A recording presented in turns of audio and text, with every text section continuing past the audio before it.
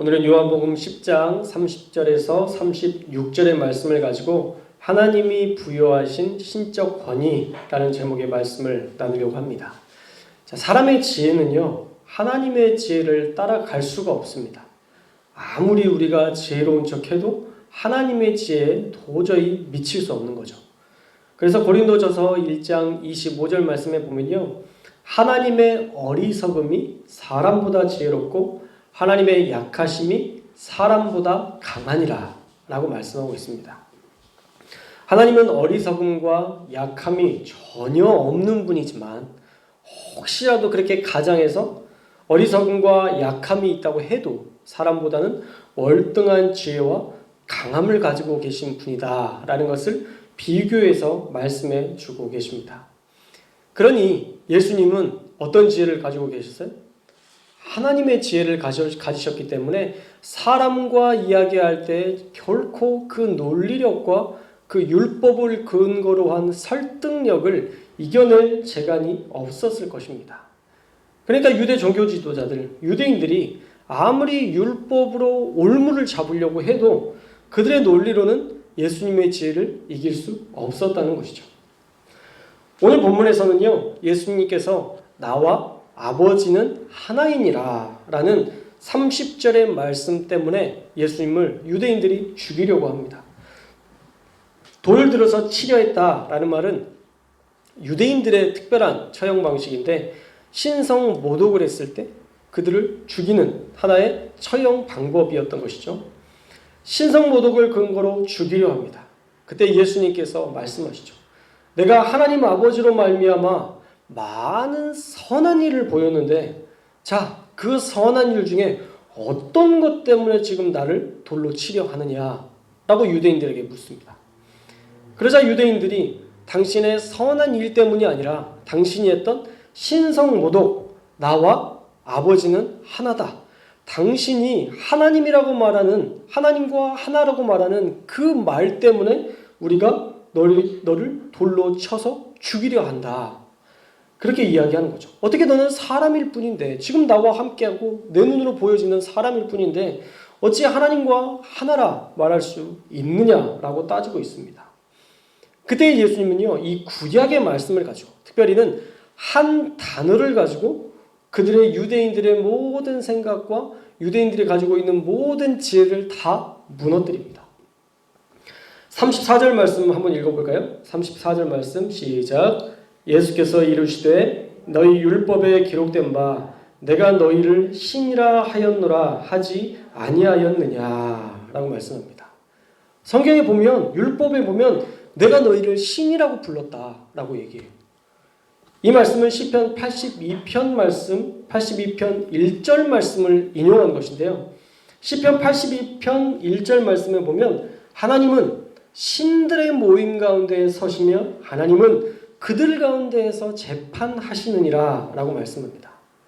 그냥 이 말씀의 뉘앙스로만 보면 하나님이 신들 사이에 계시고 또 하나님께서 재판하신다, 그들 가운데서 재판하신다, 어떤 신들을 재판하신다, 그런 의미로 보여지는 것 같은데 아닙니다. 이거는 전혀 다른 관점으로 해석이 되어야 돼요. 사실 이것은 단순 해석의 차이인데, 원본의 신이라는 말은 엘로힘이라는 단어를 썼습니다. 엘로힘. 그런데 이것이 고유명사, 그냥 단독으로 쓰일 때에는 이것을 하나님을 지칭하는, 단수로 쓸 때는 하나님을 지칭하는 말이지만, 이것이 복수로 쓰이면 재판장들, 천사들을 지칭할 때도 이 엘로힘이라는 단어를 썼다는 것이죠. 그러니까 단순한 차이예요. 단수냐 복수냐, 이거의 차이로 이것이 하나님을 가리키는가 아니면 재판장들이나 천사들을 가리키는가, 이 차이가 나타난다라는 거죠. 그래서 유대인과 예수님이 말했던 그 신, 엘로힘이라는 단어가 전혀 다른 관점에서 서로 해석되고 있는 거예요. 33절에 네가 사람이 되어 자칭 하나님이로라, 하나님이다 함이로라 할 때 이 하나님은 단수로 쓰여서 이 하나님은 실제 하나님, 엘로힘, 단수 하나님을 지칭하는 것입니다. 그런데 34절과 35절에 나오는 신은요, 복수로 쓰였어요. 그래서 헬라어 성경도 원문을 그대로 존중해서 테오스, 하나님이라는 말을 33절에서는 단수로 나머지는 그대로 복수로 쓰는 것을 제가 원어 성경을 찾아서 확인했습니다. 그러니까 예수님이 말씀하신 이 신은 엘로힘, 복수로 쓰였기 때문에 사실 인간 세상의 재판장들을 말하면서 동시에 그들에게 주신 신적 권위를 말하는 것입니다. 하나님께서 그들에게 신적 권위를 부여하셨다라는 것이죠. 이 엘로힘이라는 말이 진짜 그들에게 신의 영역에 있다는 말이 아니라 그 재판하는 사람들이 신의 영역 안에서 신과 같은 존재라는 것이 아니라 하나님께서 특별한 권세를 부어주셔서 그 신적 권위를 가지고 재판하는 자리에 있다라는 것이죠. 쉽게 얘기하면 하나님의 대언자로서 공적인 업무를 지녔기 때문에 신적 권위가 부여된 엘로힘이다라는 말씀인 거예요. 자, 그러면 구약에 이스라엘에게 부여된 신적 권위를 가진 사람들이 또 있었는데 누가 있었을까요? 재판장들을 신들이라고 표현을 했다면 왕 역시도 신들이라고 지칭할 수 있었겠죠. 또 하나님의 예언을 대언했던, 하나님의 말씀을 대언했던 선지자, 제사장, 이 사람들 역시도 하나님의 대언자로서 신적 권위를 가진 사람들이었다. 신들, 엘로힘이라고 불려줄 수 있었다라는 것이죠. 그들에게는 신적 권위가 주어졌던 거예요. 그런데 하물며 하나님께서 선택하셨고 직접 하나님께서 택하여 보내시기까지 한 하나님의 아들이 나는 하나님의 아들이다 라고 말하는 그 말이 어떻게 신성모독이다 라고 말할 수 있느냐는 거죠.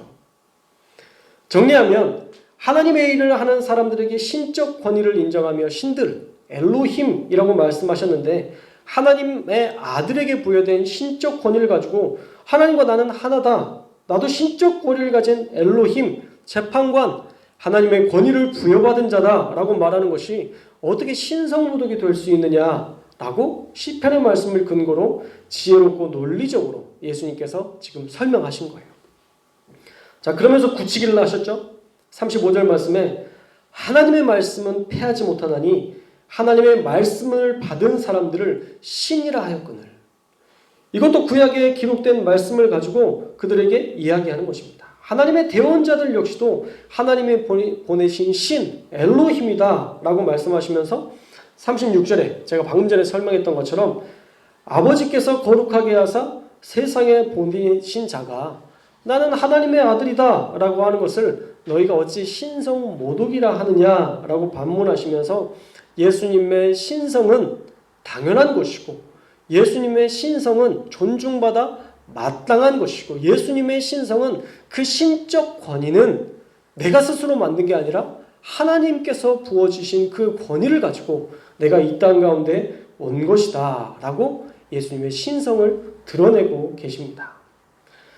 엘로힘이라는 단수와 복수의 차이로 신이라고 불려지는 사람들이 있는데 하나님의 아들이라는 말이 어떻게 신성모독이냐. 그리고 나는 하나님께서 거룩하게 하셨고 나를 보내셨기 때문에 나는 절대 신성모독이 아니다. 이것은 진리고 이것은 진실이다 라는 것을 강조하고 있는 거예요. 예수님은요 지금 엘로힘이라는 이 단어 하나를 가지고 유대인들의 모든 논리를 완벽하게 제압하셨습니다. 그 지혜의 말씀에 당할 리 없는 유대인들이 어떻게 했는지는 다음 주에 살펴보겠지만 예고편이라는 게 있잖아요. 예고편을 알아야 또 다음 주에 오고 싶으니까 자 논리로 안 되면 어떻게 해요? 그 다음부터는 억지가 생겨요. 얼마나 억지를 부리는지 다음 주에 한번 우리 살펴봅시다. 자, 오늘 말씀을 통해 우리가 얻을 수 있는 교훈은 무엇인가? 그것은요, 하나님의 일을 하는 사람에게는 하나님의 신적 권위가 주어진다는 거예요.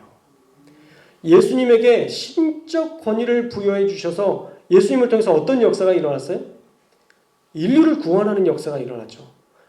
우리가 새벽 예배 때 나눈 것처럼 에베소서 말씀을 통해서 만물이 그 발 앞에 엎드리고 만물을 다 예수 그리스도의 품으로 구원하시는 그런 위대한 역사들이 하나님이 보내신 예수 그리스도를 통해서 일어났죠. 이미 이 땅 가운데 일어났어요. 그런데 지금 역시도 하나님의 그 위대한 역사들이 우리에게 일어날 수 있다는 거예요. 누구를 통해서? 하나님이 보내신 신적 권위를 가진 교회의 목회자를 위해서, 목회자를 통해서 일어날 수 있다는 것입니다. 최초로 하나님의 일을 하는 사람에게 하나님의 신적 권위가 부여되었다는 것을 저와 여러분이 인정해야 될 줄로 믿습니다. 요즘은 하도 목사님들이 많고 또 목사님들이 뉴스에 가끔 왜 등장하시는지 모르겠는데 뉴스에 가끔 등장하시니까 열심히 하시는 목사님도 목사님으로 안 보는 경향이 있어요. 다 타락했어. 다 무너졌어. 그러면서 목사의 권위를 인정하지 않는 경우들이 많습니다. 어떤 때에는 뒤에서 그 목사님의 이름을 부르면서 반말로 말하기도 하는 일들을 자주 보았습니다. 그런데 목사님의 신적 권위를 인정하지 않으면요, 교회는 교회다움을 잃어버립니다. 눈에 보이는 목회자를 인정하지 않는데, 그분을 따르지 않는데 어떻게 교회에 부흥이 일어나겠어요? 앞에서 뭔가를 하자고 했을 때 그분의 말에 대해서 권위를 부여하지 않는데 어떻게 하나님의 역사가 나타날 수 있겠어요? 절대 하나님의 역사는 그 교회에서는 일어나지 않아요. 오히려 분열과 분란만 일어날 뿐이죠. 물론 잘 알아야 됩니다. 우리가 분별할 수 있어야 되는데 목사에게 주어진 신적 권위의 시간이 있어요. 신적 권위의 시간. 저는 그 시간을 인정하라 말씀하는 거예요. 바로 말씀을 나누는 이 시간. 이때는 하나님의 신적 권위가 저에게 부여된 시간이에요. 그래서 저 역시도 깨어서 말씀을 나눠야 되고 여러분 역시도 하나님이 지금 나에게 주시는 말씀으로 받아들여야 돼요.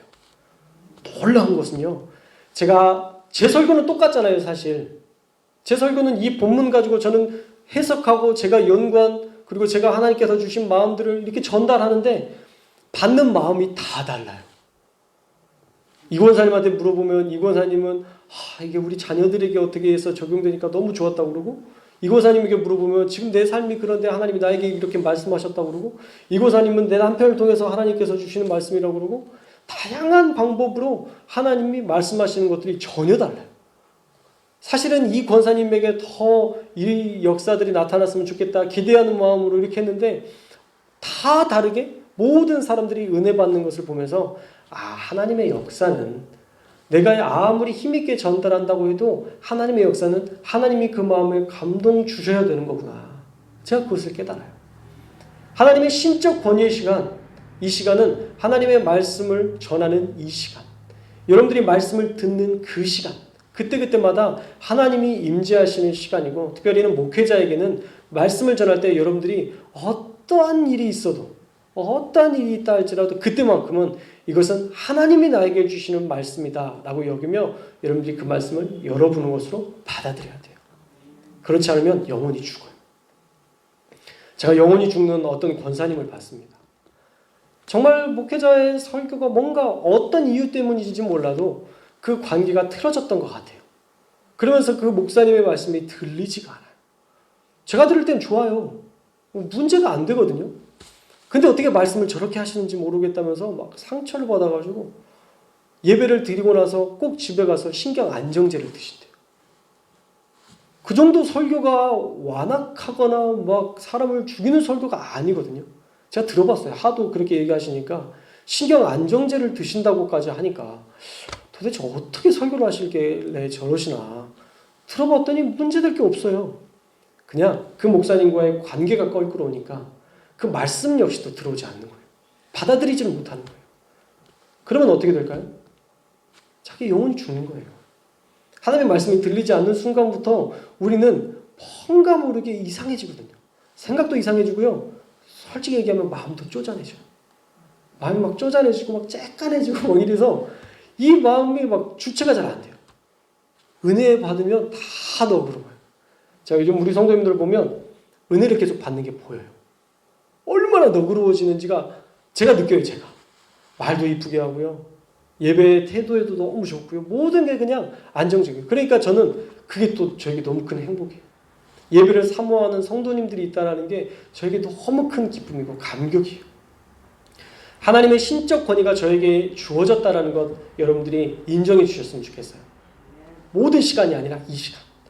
이 말씀을 전하는 시간만큼은 여러분들이 저와 어떤 관계가 되었든 어떤 어려움이 있든 나라는 한시영이라는 사람을 보지 말고 지금 이 시간 하나님이 나에게 말씀하신다. 어떤 자리에 가서도 어떤 예배 자리에 가서도 지금 이 시간 저 목사님을 통해서 나에게 말씀하신다. 이런 기대감을 가지고 말씀을 들을 때 하나님의 은혜가 하나님의 신적인 역사가 여러분에게 나타나게 될 줄로 믿습니다. 또 신적 권위가 저에게 주어진 시간이 있어요. 그때는 언제냐면 신방할 때. 신방에서 여러분들에게 이야기하고 대화를 나누는 것 같지만 사실은 단순한 대화가 아니에요. 신방은요, 단순한 대화의 시간, 위로와 격려의 시간이 아니라 이때를 통해서도 하나님께서 역사하시는 시간이에요. 목회자가 신방 그냥 해서 만나고서 잠깐 밥 먹고 가는 것 같으시죠? 아니에요. 얼마나 신경 쓰는지 몰라요. 얼마나 기도하면서 준비하는지 몰라요. 그때 한마디라도 하나님 저들을 위로할 수 있도록 붙들어 주시고, 하나님 정말 저분이 예배 처소에 다시 나올 수 있는 은혜를 주시고, 다양한 그들의 기도 제목을 아니까 모를 때는 막연하게 기도했지만 조금씩 알아가면서부터는 그 시간을 그냥 단순히 만남의 시간, 교제의 시간이 아니에요. 이 시간을 통해서도 하나님이 역사하실 것을 기대하고 하나님께서 만나라고 보내주신 시간으로 그렇게 하다 보니 이 시간 역시도 당연히 하나님의 신적 권위가 부여된 시간이에요. 신방도 여러분들 기쁨으로 받을 수 있었으면 좋겠어요. 하나님이 여러분에게 주신 특별한 말씀이 있을 거예요. 그 특별한 말씀을 기대하며 나아가면 그 신방의 시간 역시도 여러분에게 놀라운 역사의 시간이 될 줄 믿습니다. 또 한 번의 시간이 있어요. 그것은 안수할 때. 제가 여러분들 위해서 안수 기도할 때 하나님이 특별하게 저에게 신적 권위를 주신 시간이라고 믿고 저는 여러분의 머리에 손을 얹습니다. 제가 능력이 있어서 여러분들을 낫게 하나요? 솔직히 얘기하면 저는 없어요. 저는 여러분들의 질병이 어떻게 낫는지도 몰라요. 어쩌면 의사들보다 훨씬 더 모를걸요? 근데 제가 할 수 있는, 저에게 부어야 되는 하나의 신적 권위는 여러분의 머리에 손을 얹는 거예요. 그때 하나님이 저를 통해서 역사하시고 하나님이 저를 통해서 일하실 것들을 기대하고 손을 얹는 것, 그 하나까지가 제 몫이고, 그 다음에 역사하시는 하나님의 능력은 여러분의 믿음을 따라 나타나는 거예요. 하나님, 목사님을 통해서 저에게 귀한 치료의 역사가 나타날 줄 믿습니다. 여러분들이 그 믿음을 가지면요, 어린아이라 할지라도 나아요. 2-3살 먹은 아이라 할지라도 그가 믿음으로 기도하면 하나님이 역사하신 것들을 보게 돼요. 예전에 김동훈 목사님이 5살 때 그 굿하는 그런 사람을 보면서 유치부에 다니다 보니까 저거 나쁜 거라고 그랬는데 그때 배웠던 게 기억나는 거예요. 나사렛 예수 그리스도 이름으로 명하노니 사단아 물러가라. 애기였던 그 목사님이 그렇게 기도했을 때 그 작두를 타던 그 무당이 그 다리를 베는 그 아이의 작은 기도가 그 무당을 이겨낸 이런 역사들을 우리가 보았다니까요. 하나님의 신적 권위, 하나님의 능력을 가지고 하나님이 말씀하신 대로 그대로 선포할 때 그런 역사들이 일어났다는 거예요. 저 역시도 여러분을 위해서 안수하는 그 시간이 능력의 시간이라고 믿어요. 정말 하나님께서 역사하실 거라고 믿어요. 그래서 여러분들 제가 안수기도 하고 나서 토요일 날 아파요. 그냥 짧은 시간 기도해드리고 끝나는 것 같지만 정말 간절히 기도하고 나서 막 목이 막 찢어질 것 같고요. 약 먹고 막 이렇게 하면서 저도 또 저 스스로 고쳐요. 제가 이렇게 딱 안수하면 확 나아버리면 좋을 텐데 또 저한테는 그런 권위를 부여해 주시지 않으셨어요. 저는 또 제가 스스로 몸을 고쳐나가야 되더라고요. 저와 여러분에게 하나님이 신적 권위를 가지고 안수할 때 그런 역사를 주셨다는 건 여러분들이 꼭 기억하시고 여러분의 안수를 정말 사모함으로 받으셨으면 좋겠어요. 사모함으로 받는 분들은 낫는 역사들이 계속 있더라고요. 우리 권사님 같은 경우도 매번 힘들 때마다 무조건 저한테 기도해달라고 하는 우리 교회 사랑하는 권사님이 계신데 그분은 정말 기도하면 금방금방 또 나아요. 믿음이 있으니까. 하나님이 고치실 거라는 믿음이 있으니까 언제든 조금 애매하다 싶으면 저한테 기도해달라고 하고 또 기도해주면 또 목사님 나왔어요. 그러고 누군지 조금 아시겠죠? 목소리 톤이. 그렇게 하나님의 역사들이 나타나는 것들을 보게 돼요.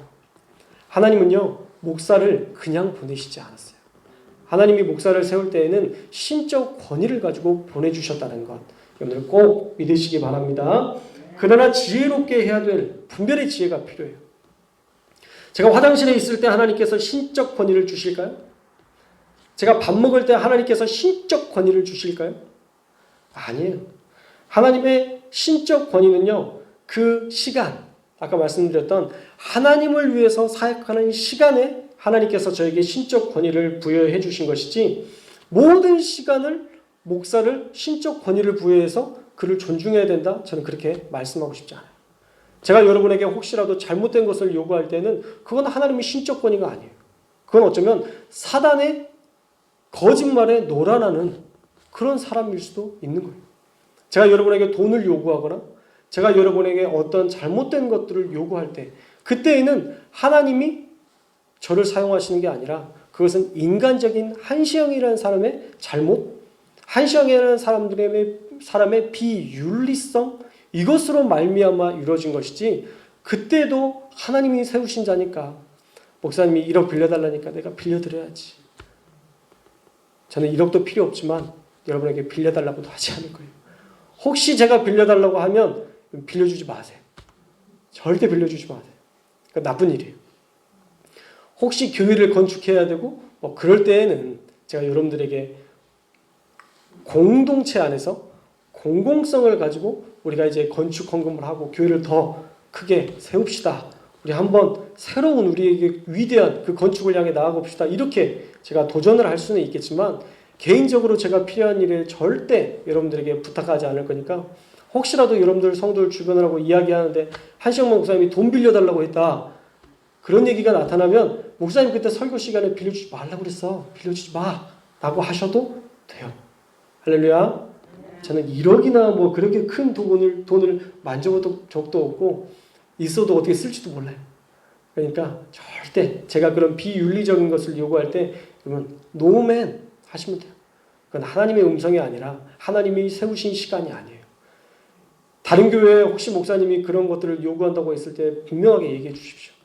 신적 권위는 하나님의 사역을 감당할 때 이루어지는 것이지 개인적인 것까지 하나님께서 신적 권위를 부여해 주신 것이 아니다. 그것들을 여러분들이 알려주셔야 돼요. 그래서 하지 않도록, 목사님도 죄짓지 않고 여러분들도 상처받지 않도록, 성도들도 상처받지 않도록 그렇게 존중해 주셔야 됩니다. 그런데 균형을 정말 잘 이루어야 돼요. 아차 균형을 잘 이루지 못하면 이 영적 권위를 가지고 목회자는 성도 위에 군림할 수 있고요. 또 성도들에게 주어진 직분을 가지고 목회자와 대적하는 경우들도 분명히 나타납니다. 그러니까 참 어려운 거예요. 이 중심을 잡는다는 게.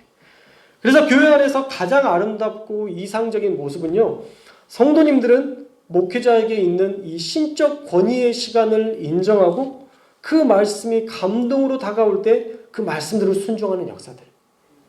이게 성도들에게 있어서 가장 아름다운 모습이고, 목회자 역시도 성도들을 생명과 같이 귀히 여기고 존중하고 사랑하는 이런 모습이 함께 병행될 때 교회는 가장 이상적이고 아름다운 교회가 될 줄로 믿습니다.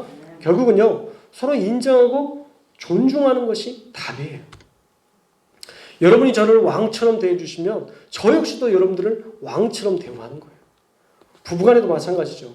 아니, 내 남편을 종처럼 부리는데 내가 왕비가 될 수 있겠어요? 종의 처밖에 안 되는 거예요. 그렇게 되는 거죠. 서로가 존중할 때 서로의 그 시너지 효과가 나타나서 저 교회는 목사님을 얼마나 사랑하는지 몰라. 목사님이 도대체 어떤 분이길래 저렇게 사랑하지? 목사님이 좀 부족해도 모두가 사랑하고 존중하면 아무도 그 목사님에 대해서 무시하지 않아요. 오히려 더 존중하고 그를 귀히 여겨요. 그러나 우리 안에서 목사님에 대해서 우리 목사님은 키도 별로 안 크고 괜히 상처가 되네? 진짜 같아서 다양한 것으로 목회자에 대한 불만과 안 좋은 것들을 계속 이야기하기 시작하면 끝이 없어요. 끝이 없어요. 은혜 받을 것 찾아도 끝이 없는데요, 상처받을 것 찾아도 사실 끝이 없어요. 인간사가 그렇잖아요. 인간사가. 그래서 이왕이면 좋은 거 보고, 이왕이면 우리가 은혜 받을 일들을 찾아내고, 제가 부목사로 있을 때 그렇게 사역을 했어요.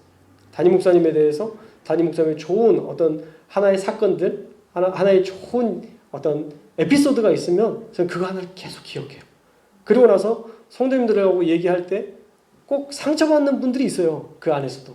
그러면 우리 목사님 옛날하고 달라졌었어. 어쩌고저쩌고 막 그러면 목사님 제가 얼마 전에 이런 일이 있었는데 우리 목사님 그런 분 아니에요. 아시면서 왜 그래요? 진짜 좋은 분이고 우리 부목사들하고 이렇게 하는데도 이렇게 부목사들 끔찍히 생각하시는 분이에요. 목사님, 권사님 좋게 생각하셔요. 좋은 분이세요. 제가 옆에 있으면서 거짓말하겠어요? 좋은 분이세요. 제가 늘 그 중간 다리 역할들을 하려고 했어요. 저도 담임 목사님께 사실 상처를 받을 일이 있죠. 직접적으로 얘기하는 것들도 많았고 저 역시도 상처받는 게 많지만 제가 만약 상처받았다고 이야기하기 시작하면 교회는 무너져요. 걷잡을 수 없이 부목사님들한테도 그렇게 상처 준대. 만약 그런 이야기가 퍼지면 어떻게 돼요? 교회가 분란이 일어나잖아요. 왜 그 분란의 중심에 제가 서요? 그러고 싶지 않더라고요. 그래서 늘 진짜 소소한 것들로 내가 조금 감동이 되는 거 있으면 제가 그거 기억했다가 성도님들하고 얘기할 때 이렇게 하고 그래서 마음을 다시 잘 가다듬게 하는 그런 사역을 제가 감당했었습니다. 저와 여러분이 그런 사역을 같이 감당해 주셨으면 좋겠어요. 이미 잘하고 계세요. 사실 제가 봤을 때 우리 성도님들은 너무 잘하고 계시고 정말 안정적이고 제가 다른 교회 목사님들하고도 이야기할 수 있는 시간들이 있고 기회가 있는데 그분들하고 이야기해보면 예배 시간에 안 나온대요. 요즘은 새벽 예배를 못 드린대요. 목사님 그냥 새벽 예배 나와서 드리시면 되잖아요. 그러고 싶죠. 근데 안 나와요. 성도들이 무섭다고 다 안 나와요. 그래서 새벽 예배를 못 드린대. 근데 또 그 새벽에 영상으로 그래도 이렇게 해서 영상으로 예배 드릴 수 있도록 이렇게 하면 한두 명 드린대요. 한두 명. 그래서 영상을 안 할 수도 없고 할 수도 없고 참 요즘 교회가 너무 어렵다. 그렇게 푸념하는 이야기를 듣는데 우리 교회는 얼마나 행복해요. 새벽 예배에 10명에서 12명 정도 나와서 함께 예배하고 기도하고 우리가 새벽 예배에 10명에서 12명 나오는 것은요. 우리 교회가 이미 100명에서 120명 나오는 교회가 됐다는 사인이에요. 10%거든요. 새벽교회 나오는 비율이 보통 교회 10%예요. 우리가 30% 많이 나와서 와 좋다 이게 아니라 저는 그 이상을 봐요. 우리 교회는 이미 100명에서 120명의 교회다. 할렐루야. 그런 기대감으로 기도하고 예배드리니까 너무 좋아요. 한 분이라도 더 예배 나오면 난 그게 너무 그렇게 좋아요. 왜 이렇게 좋은지 모르겠어요. 새벽 예배 때 한 분 더 나오면 막 감동이 되고 오늘 권사님 나오니까 정희석 권사님 나오셨는데 뛸 듯이 기뻐요. 마음에 제가 요즘 계속 그렇게 기도했거든요. 내가 막 나오라고 어떻게 강요는 못하지만 하나님 그 마음에 감동 주셔서 하나님 꼭 교회 나와서 예배드리게 해주세요. 예배 나와야 복 받잖아요. 예배 나와야 변화되잖아요. 계속 그렇게 기도하는데 하나님이 계속 아까 권사님한테도 얘기하신 권사님도 고백하시는데 찬양을 안 틀어놓는데 계속 찬양 소리가 들리더래잖아요. 그래서 이 예배 자리에 나왔다. 저는 그것도 하나님의 역사구나. 그래서 그게 너무 또 감동돼요. 사랑하는 여러분, 우리 교회 가운데 이미 위대한 일을 이루시는 하나님의 역사가 시작되고 있음을 믿습니다. 그 일을 이루기 위해서는요, 목회자와 성도가 하나 되어야 돼요. 성도가 성도 간에 하나 되어야 돼요. 그러면 어떤 것도 문제가 될 것이 없어요. 사단이 들어와도요, 그 사단이 변화돼서 구원받기를 소망하고 예수를 영접하는 역사들이 일어날 수 있는 그런 은혜가 우리 교회에 나타났으면 좋겠어요. 신천지가 와도 이 교회 안에 뭔가 무너뜨리려고 왔는데 그를 계속 보듬어주고 품어주고 안아줘서 그 사람이 신천지로 교인들을 데리고 가야 되는데 변화돼가지고 우리 교회에 정착하고 같이 있었던 자기 지파 사람들 막 하나씩 전도해서 우리 교회에 다 데려다 놓고 할렐루야. 그런 역사들이 일어나시기를 주님의 이름으로 축원합니다. 엊그저께 다윗 지파에서 저한테 문자가 왔더라고요. 그 편지가 하나 왔더라고요. 신천지 다윗 지파에서 목사님 그러면서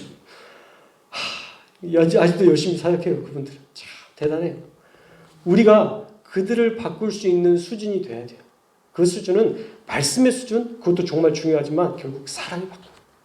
우리 안에 사랑이 가득하면 얼마든지 세상을 바꿀 수 있어요. 아가서의 가장 큰 중심이 뭐예요? 사랑이에요. 전도에서의 내용이 뭐예요? 우리끼리 행복한 거예요. 결국 솔로몬이 그 지혜를 가지고 썼던 것 중에 사랑이 세상을 바꿀 수 있는 거고 솔로몬이 가진 지혜를 보니까 결국 우리끼리 행복해야 세상이 바뀌어진다. 이런 것을 알아서 잠언, 전도서, 아가서에서 이런 귀한 그런 비밀들을 보여주신 거예요. 우리 교회가 사랑으로 하나 되고 또한 주님의 그 은혜로 무장되어서 어떤 사람들은 변화시킬 수 있는 그런 교회가 되기를 소망하고, 특별히 목회자와 성도와 성도 간의 그런 사랑으로 긴밀하게 하나 되어서 하나님이 원하시는 아름다운 교회, 마침내 하나님의 꿈을 이루어드리는 교회 될 수 있기를 주님의 이름으로 축원합니다.